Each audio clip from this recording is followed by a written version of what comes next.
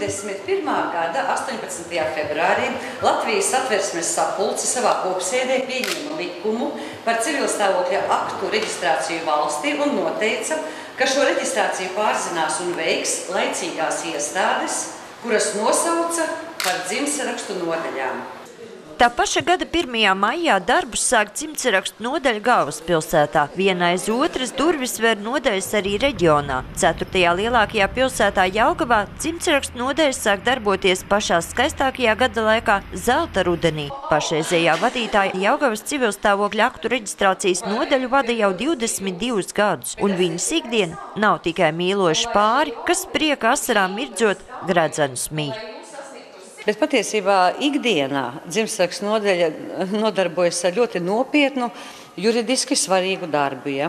Jo sākot ar to, ka jaundzimušo reģistrācija, kā ar mūsu roku bērnam pirmo reizi tiek rakstīts vārdiņš, ko vecāki kā dāvanu dot savam bērnam, ar mūsu roku arī, diemžēl, cilvēks tiek pavadīts citā saulē.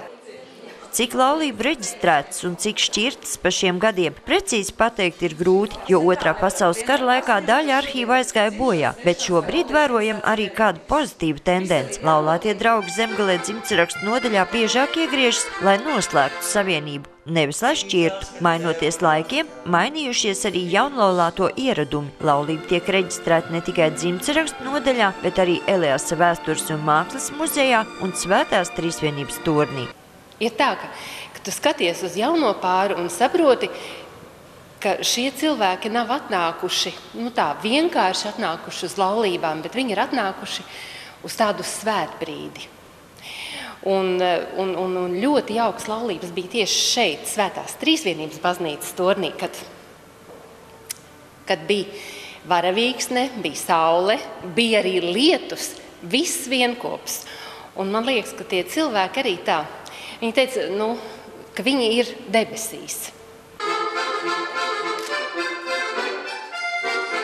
Dzimtsarakstu nodaļas nelielais kolektīvs kopā strādā jau daudzus gadus, un atmiņā palikuši arī dažādi kuriozi, kad iziet no radušās situācijas, var tikai kopīgiem spēkiem. Saucamais vecais zaks skolotāja ielā. Tur gan mums visādas dīvainības notika. Piemēram, vienam pārim līdzi ienāca laulības zālē kaķis.